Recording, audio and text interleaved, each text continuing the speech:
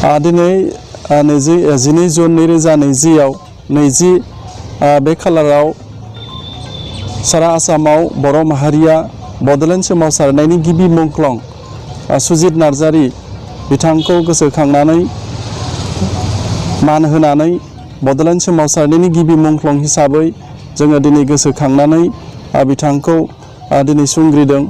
दा बेबायदिनो उदालगुरि जिल्ला दुलाराय बर' फरायसा आफादाबो जोंनि जोहोलाव बालिराम बर' हाउसआव जोंनि दुलाराय बर' फरायसा आफादनि फिरफिलाखौ गाहाय खालामनानै बिथांनि सावगारियाव आलारि बाथि फोजोंना बिबार बावनानै जोङो बिथांनि मुङै 1 मिनिट आर'ज खालामनानै लोगोसेयैनो बिनि सोमोन्दै जोङो सावरायलायनाय हाबाफारिखौ जों खालामदों। आरो लोगोसेयैनो जोंनि उदालगुरि जिल्लानि सिङाव थानाय गासै 12 दख'रा दुलाराय बर' फरायसा आफादा गावबा गाव दख'रानि मावखुलियाव फिरफिलाखौ गाहाय खालामनानै बिथांनि सुजित नार्जारी मुंख्लं बिथांनि सावगारियाव बिबार बावनाय आरो आलारि बाथि फोजोंनानै आर'ज खालामनाय हाबाफारिखौ गासैबो आनसलिकआव खालामनाय जादों। आरो बेजोंनो लोगोसे दिनै जोङो बे फोसावनो नाजादों जे दुलाराय बर' फरायसा आफादनि गोलाव क्वालिटि मिशन क्वालिटि इडुकेसन बिमुं होनानै जोंनि सोलोंथाइ फारसे सोमावसारनाय हाबाफारि बेखौ लोब्बा लाखिनानै जोङो गोलाव समनिफ्राय बर' मिडियामजों फरायनानै मेट्रिक थाखोआव बा HSLCआव जाय बिथांमोना फार्स्ट डिभिजन लायो बिथांमोनखौ जों बरायनाय हाबाफारिखौ उदालगुरि जिल्लायाबो लाबोबाय थादोंमोन।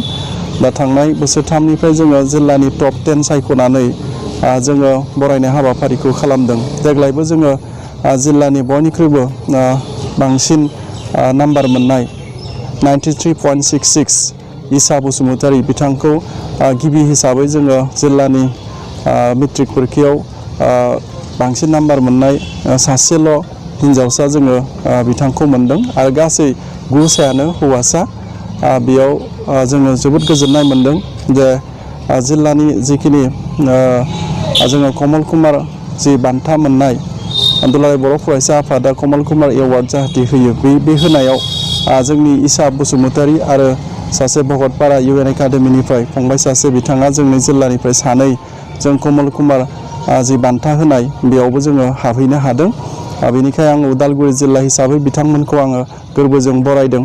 आरो लोगोसेनो फोरमायनो मोननानै गोजोननाय मोनदों दि जे बर' बाजार दख'रानि सिङाव थानाय जोंहा बर' बाजार गोजौ फरायसालिनिफ्राय सासे आदिबासि फरायसा अजित कन्दलना होननाय फरायसाया जोङो बर' मिडियामनिफ्राय बिथाङा फार्स्ट डिभिजन खालामदों। बिथांखौबो दुलाराय बर' फरायसा आफादा बरायनो थाखाय हांख्रायदों। दा गाबोन जोङो 13 जुन 2020आव बिथांखौ जोङो जिल्लानिफ्राय लाना थांनानै बरायनाय हाबाफारियाव एटेन्ड खालामहैनो थाखाय लांगोन। आरो जोंनि जिल्लायावबो बे टप 10आव जिल्लानि टप 10आव बरायनायावनो बे अजित कन्दलनाखौबो जोङो बरायनो थाखाय थाम-थिम खालामदों। जिल्लानि मावख'आव जोहोलाव बालिराम बर' हाउसनि बे लाइब्रेरिनि अडिट'रियाम सिङाव जोङो बरायगोन। दा बेयाव जोङो ससियेल डिस्टेन्स खालामनानै बेखौ मेनटेन खालामनानै फरायसा आरो बिथांमोननि गारजेन आरो सासे बै फरायसालिनि फोरोंगिरिफोरखौल' लिंहरनाय जादों। खमैबो माने खम नाम्बारनि अनजिमाखौ लानानै जोङो बरायगोन। मानो होनब्ला दायो COVID-19नि जिखिनि लकडाउन सोलिबाय थादों बेखौ सनमान होनानै आरो बेखौ मानिनानै जिहेतु बै भाइरासनिफ्राय जोङो रैखा मोननो थाखाय जों हाबाफारिखौ फिसायै खालामनो थाखाय फैबाय थानाय 15 जुन 2020आव जोङो खुंनो थाखाय थि खालामदों।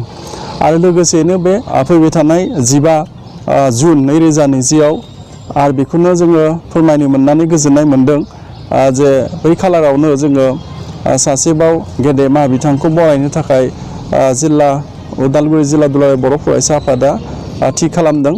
बोसोरफ्रोमबो जोङो मुंख्लं फोरदाना दैमारिनि मुङाव जोङो बान्था होनाय जायो।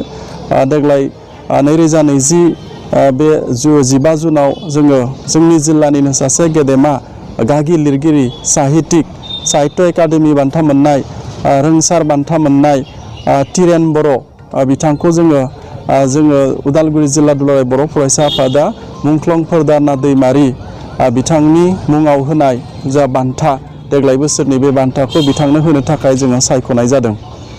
मुंख्लं फोरदाना दैमारि एवार्डआव जोङो केस 10,000 रां बान्था होनाय जायो। लोगोसे साइटेसन बर'नि जा दोरोङारि गाननाय जोमनाय बेफोरखौ बिथांनो गथायनाय जागोन। आरो लोगोसेनो बे हाबाफारियाव मुंख्लं फोरदाना दैमारिनि न'खरनि गासै फेमिलि मेम्बार आरो फोरदाना दैमारिनि ट्रास्टनि आफादगिरि नेहाथारि बिथांमोनखौ जोङो हांख्रायगोन। आरो बेयाव जयैनो जोङो थिलेबलेबै जिहेतुके जोङो लकडाउन सोलिबाय थादों बेखौ थिलेबलेबै खुंनो थाखाय जोङो थाम थिम खालामनाय जादों।